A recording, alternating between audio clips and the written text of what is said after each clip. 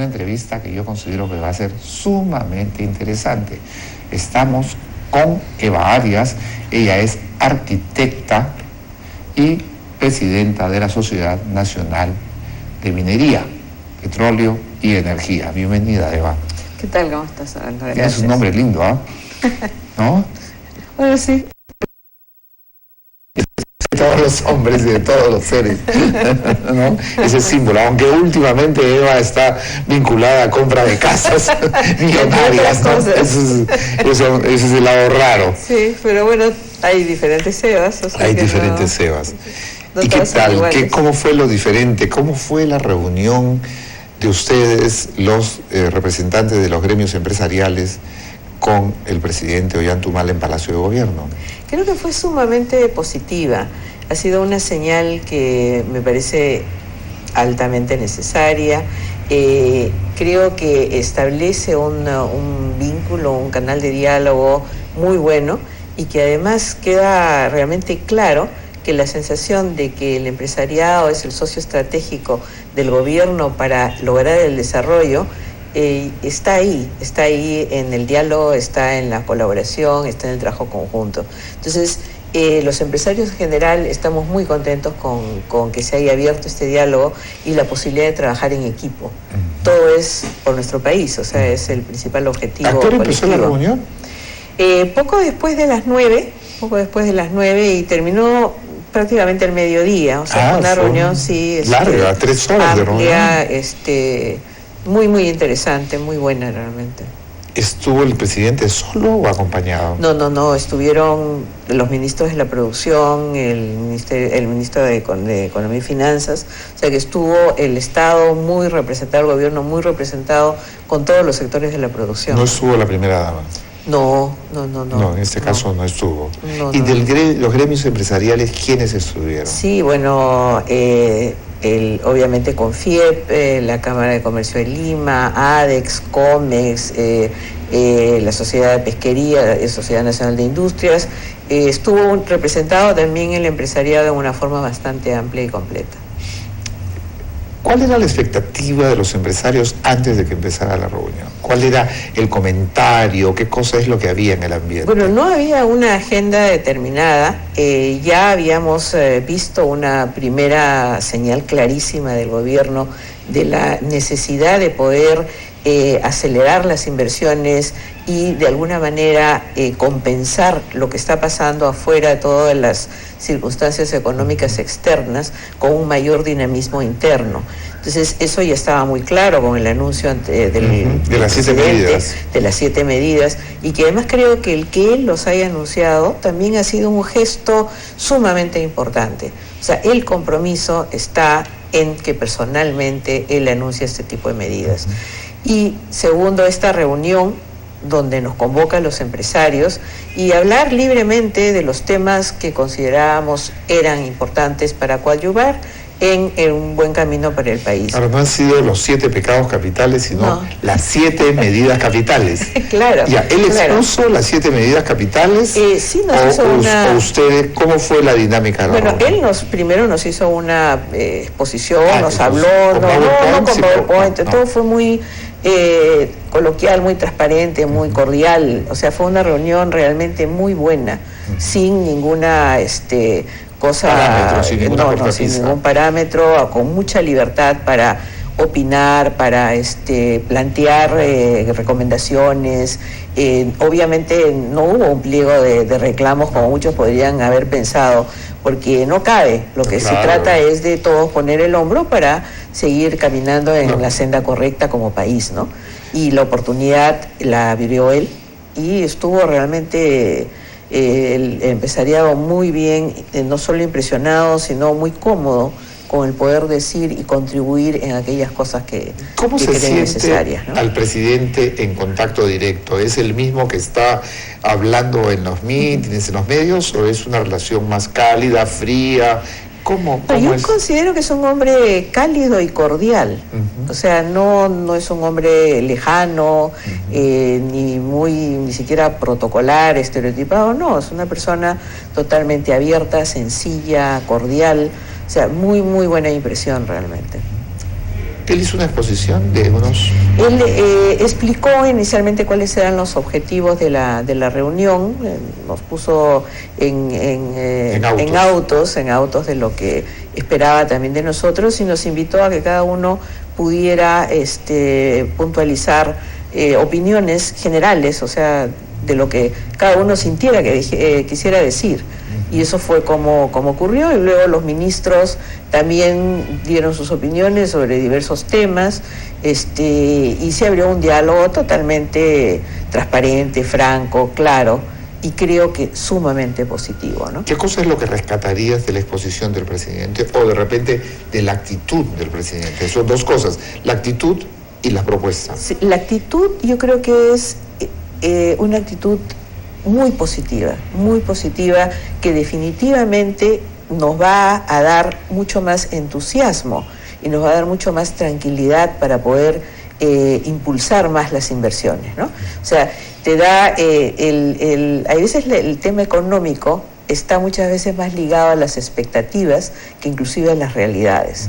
Entonces, cuando tú tienes este tipo de actitud abierta, franca y invitación a trabajar en equipo, a contribuir todos, o sea, inmediatamente te sientes pues comprometido con esto, ¿no? Y realmente a veces nosotros mismos en el Perú somos un poco duros y críticos. Y yo acabo de viajar, he estado en Australia, un evento minero en Sydney. En ese mega evento, ¿no? Sí, un evento importante que es básicamente la relación entre Australia, país extraordinariamente minero, y Latinoamérica. Entonces, entre otras delegaciones estábamos los peruanos. Y la imagen que tiene el Perú afuera como país es muy buena. Entonces, a veces nosotros internamente somos duros con nosotros mismos. Y lo que hay que hacer es, claro, reconocer cuáles son nuestras falencias, cuáles son nuestros problemas y ver cómo los superamos para inclusive llegar a tener un mejor desempeño que el que actualmente tenemos. O sea, tenemos condiciones, pero tenemos cosas también que corregir. Por ejemplo, el tema de conflictividad creo que es un tema que hay que atenderlo, que hay que tratarlo, sin obviamente llegar a ningún tipo de enfrentamiento que lamentar. Pero sí se tiene que ver de reducir las distancias que los dineros que se generan a través de las inversiones como las nuestras extractivas que contribuyen directamente con las regiones a través del canon, sea utilizado el canon en una forma que realmente le dé a la población los servicios básicos por lo menos que necesita. De esa manera cumplir con las expectativas de calidad de vida de todas las personas, ¿no? En esa reunión se vio este tema de la conflictividad del sector minero. Se tocó como un tema general, ¿no? El tema de la conflictividad como un tema general. O sea, como un tema general, como una amenaza. No, como algo que hay que atenderlo adecuadamente, porque no es cuestión de combatir la fuerza con la fuerza tampoco.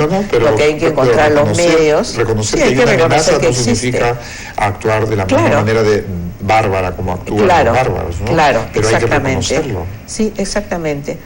También otro tema muy importante que no quiero dejar de tocar es el tema de la ampliación de la base tributaria a través de la formalización. Fue otro tema también que creo que es importante haberlo tocado.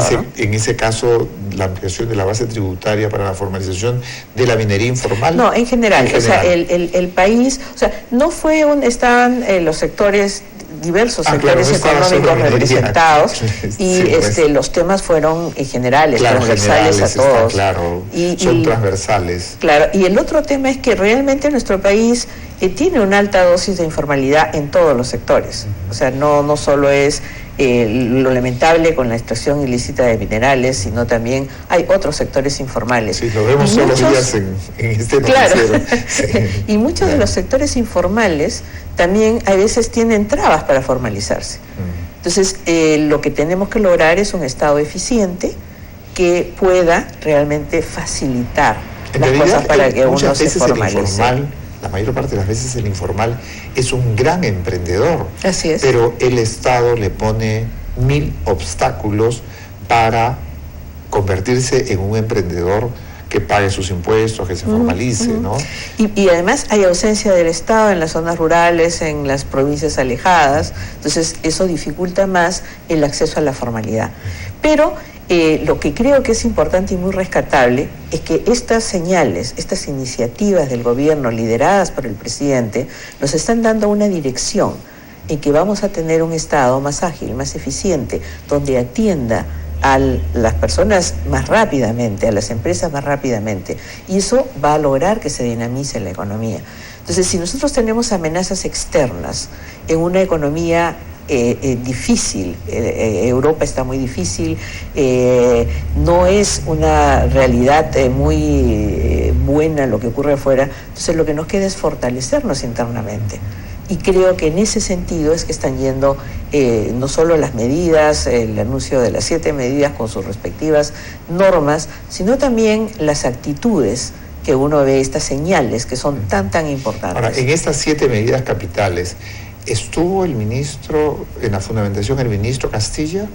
Claro, el ministro Castilla fue uno de los actores importantes. Participación. Él, explicó un poco en qué consistía la intención del gobierno en hacer esto, que los trámites sean más fáciles, más rápidos, y también la otra es una primera reunión. O sea, no es que con esto se abrió una puerta, conversamos, dijimos lo que pensábamos y luego ya se tomó nota y ahí terminó. No hubo una catarsis después, porque muchas veces la primera reunión es algo así como, una catarsis, todo el mundo dice, señor presidente, esto es lo que pasa. Yo creo que no es momento en el país para... Pero la catarsis no es mala, la catarsis no es reclamo, la catarsis es expresión de las angustias, de los temores y de las dificultades, ¿no? Claro, porque al final la catarsis termina... tampoco es agresiva.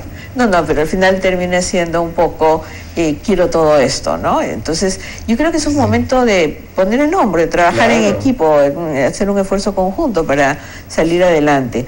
Y yo creo que ya cuando llegamos a este desayuno, a esta reunión, que no tenía una agenda prevista, que conociéramos directamente, sí ya habían dado las medidas, no solo el anuncio del presidente, sino ya se habían concretado en algunas normas las 7 medidas. Entonces ya el espíritu era totalmente diferente. Las señales creo que son muy importantes.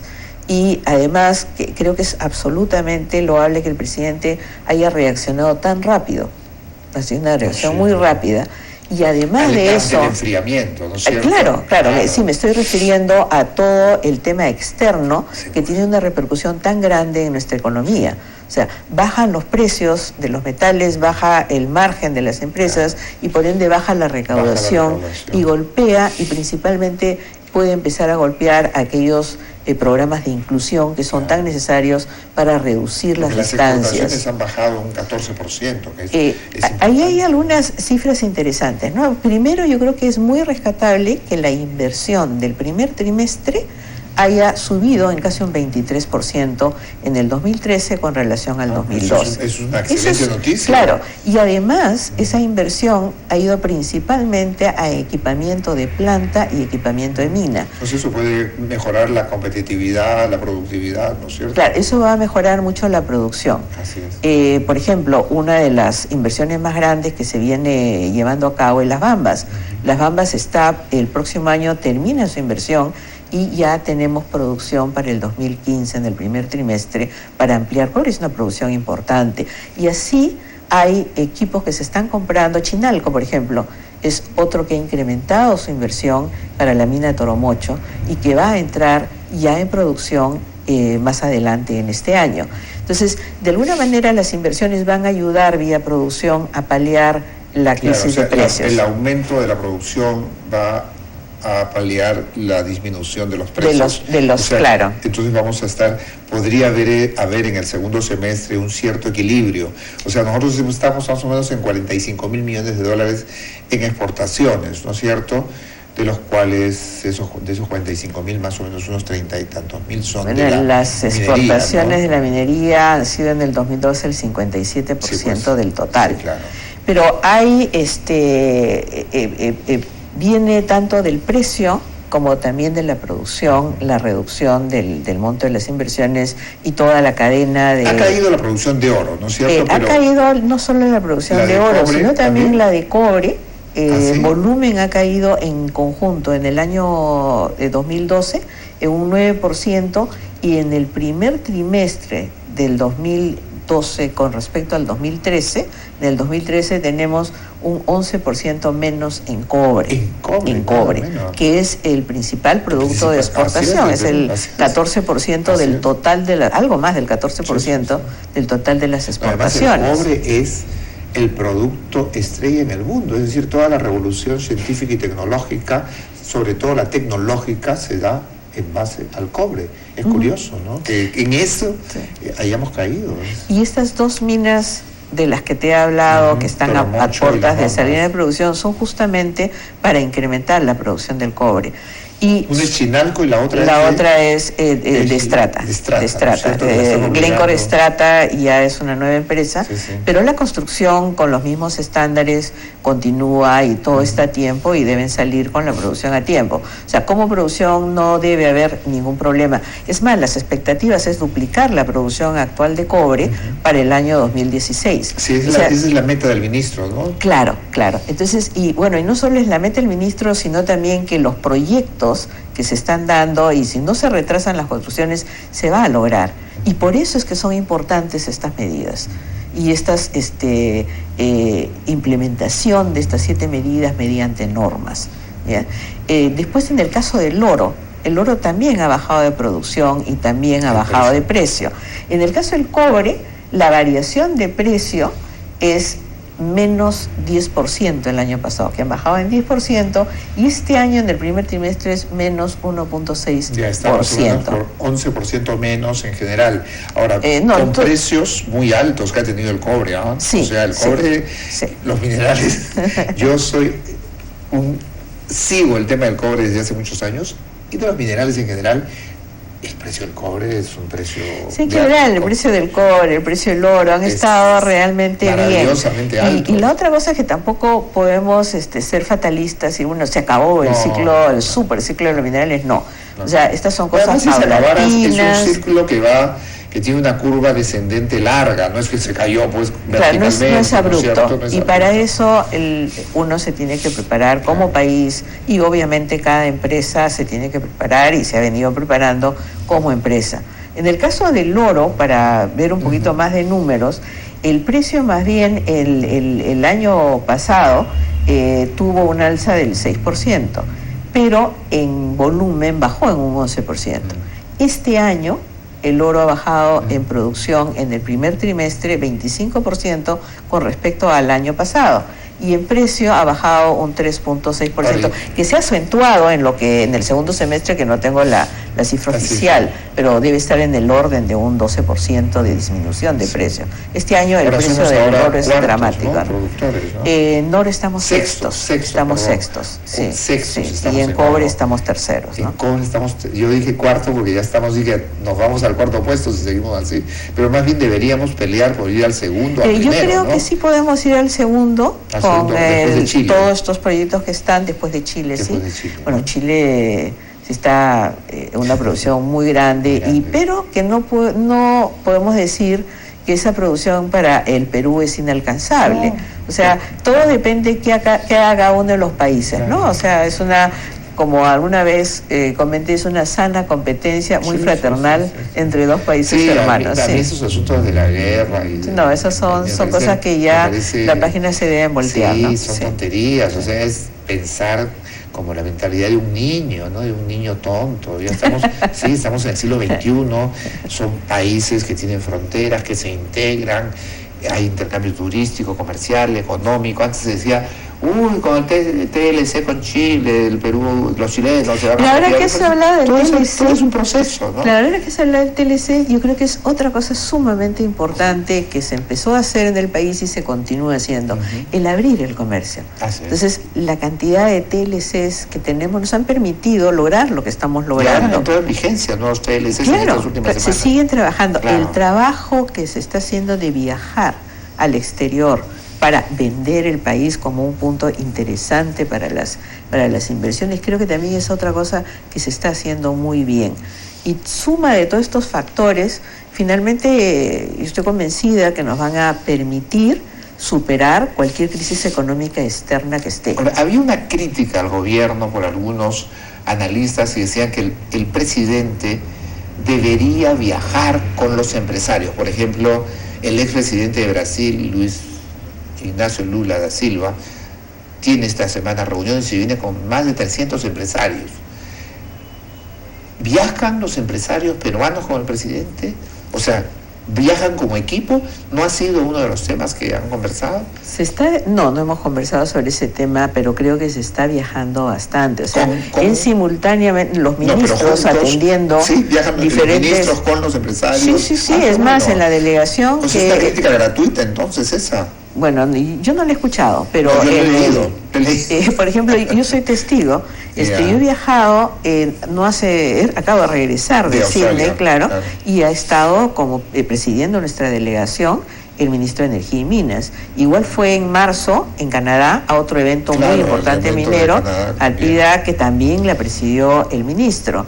También estuve, eso creo que sí ya fue hace un par de años, en Japón con el ministro Castilla, conjuntamente con una delegación de empresarios. El ministro Castilla ha estado visitando los países árabes y Europa también con un grupo de empresarios. O sea, entonces, es una crítica gratuita, es una crítica infundada. Sí, yo creo que la posibilidad de que el empresariado y el gobierno estén trabajando en colaboración para poder lograr el desarrollo del país es importantísima. O sea, nosotros como empresarios debemos de ser el mejor aliado del gobierno para derrotar a la pobreza. La pobreza se ha reducido de una forma impresionante en el país. Si seguimos haciéndolo, cada día vamos a estar con una mejor calidad de vida para todos nuestros compatriotas. Yo nunca me voy a olvidar de que terminado el primer gobierno de Alan García, que felizmente en el segundo cambió el panorama, cambió un gobierno positivo. Terminado su primer gobierno, terminamos con 66% de pobres. O sea, de 32 duplicamos y un poquito más. Y hoy día estamos en alrededor de 25 más o menos. 25. Sí. Es decir, ¿cómo son los malos gobiernos y los malos programas económicos que para recuperar el nivel del año 74 han tenido que pasar más de 30 años? Claro, casi por 40 años para recuperar el nivel que teníamos, claro, ¿no? Por eso es que es imprescindible no perder el paso. Exacto. Y es imprescindible tener reacciones y gestos como los que se acaban de dar. O sea, si tenemos tormentas afuera, bueno, veamos cómo manejamos las cosas adecuadamente en casa para justamente no perder ese ritmo que dices tú, ¿no? O sea, la necesidad de incorporar, de incluir a todos los peruanos dentro del país es realmente importante. Y en eso también hay varios temas que rescatar. Algunos parecen tal vez muy menudos, ¿no? Pero, por ejemplo, llevar el Estado a través de tambos a sitios alejados, creo que es otra iniciativa muy buena. Porque en las provincias, que es donde estamos principalmente nosotros, las industrias extractivas, es muy difícil encontrar la presencia del Estado. Prácticamente llega con nosotros. Pero a la hora que el Estado lleva un tambo donde está la RENIEC, donde está el Banco de la Nación, donde hay una serie de servicios que debe tener acceso a la población, ya estamos incluyéndolos. Entonces creo que realmente esto tiene que ser un trabajo de todos. Tenemos que apelar a la unidad para no perder el paso y seguir en estas reducciones de pobreza y seguir en el crecimiento para finalmente lograr el desarrollo. Otro tema importante es infraestructura. Se ha hablado mucho de la necesidad de poner manos a la obra y generar la infraestructura que el país necesita, ¿no? Pero el Estado no puede ser el único que invierta en infraestructura. No. El presidente estuvo abierto a la posibilidad de las concesiones, por supuesto. ¿sí? Porque, por ejemplo, en el tema de agua y desagüe, el 15% de las aguas crudas en el Perú son tratadas. O sea, el 85% no. Y en Chile, el 85% de las aguas crudas son tratadas. Les falta solo el 15%. Nosotros estamos al revés, en cifras. Entonces, si tenemos un déficit de 80.000 millones de dólares de infraestructura, no se puede persuadir, convencer al gobierno de que tiene que acelerar, porque eso es parte del desarrollo, baja los costos, ¿no es cierto? Con una buena infraestructura los costos bajan, somos más competitivos, la gente gana más, hay más desarrollo, hay más tiempo, el tiempo que es tan importante en el mundo moderno. Hay otro concepto del tiempo, ¿no? El burócrata tenía el concepto del tiempo de la época, pues, de los incas, de los virreyes, pero el tiempo en el mundo moderno cuesta. Claro, el tiempo cuesta. Está abierto el presidente a ver este tema de cambiar esos conceptos estatistas por unos conceptos modernos de una economía yo lo he de visto mercado. absolutamente convencido de la necesidad bueno. de la participación del capital privado en justamente la generación de infraestructuras.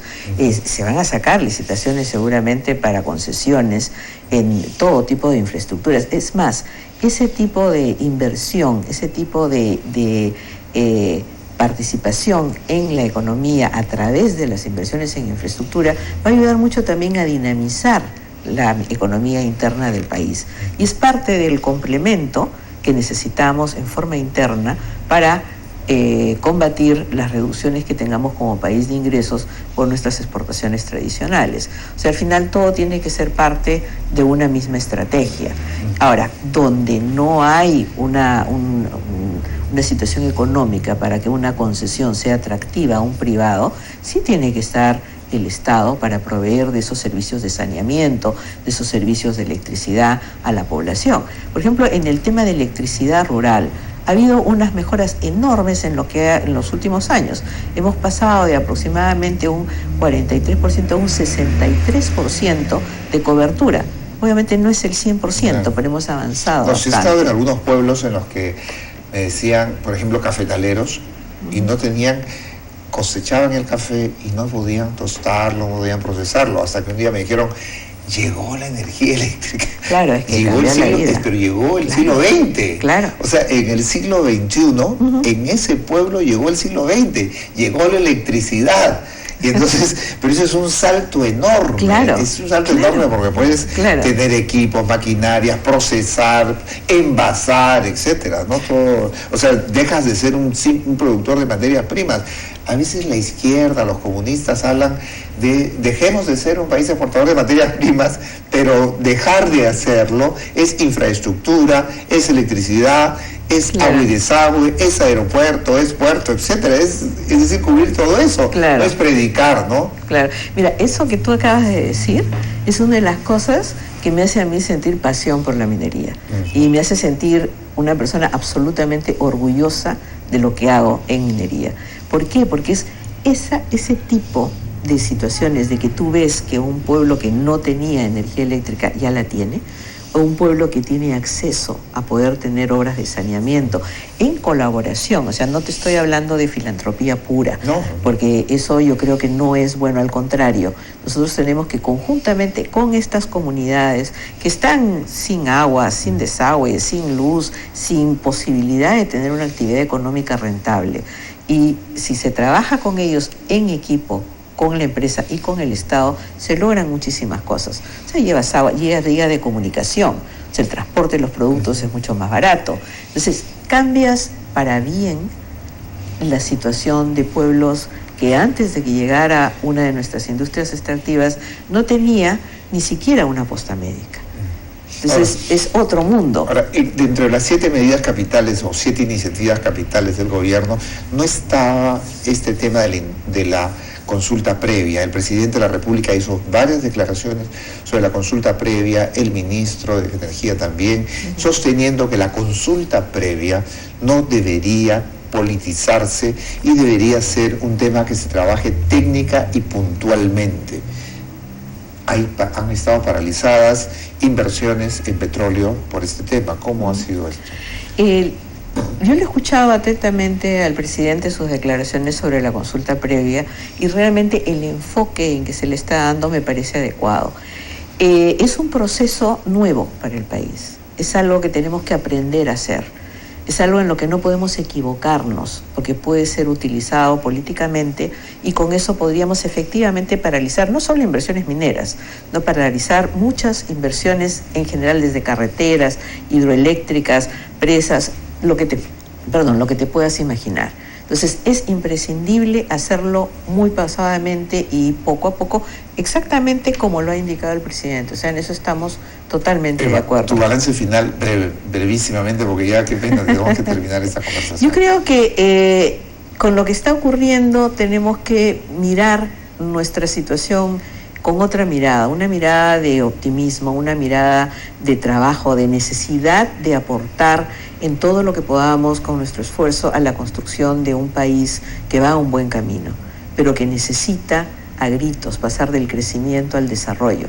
En una situación externa un poco complicada, requiere aún más de la participación de todos nosotros, empresarios, estados y comunidad en general. No nos olvidemos que cada uno de nosotros, saliendo del gremio, saliendo de la función pública, también somos ciudadanos y todos tenemos que apoyar. Muy bien, Eva, muchísimas gracias. Estuvo Eva Arias, presidenta de la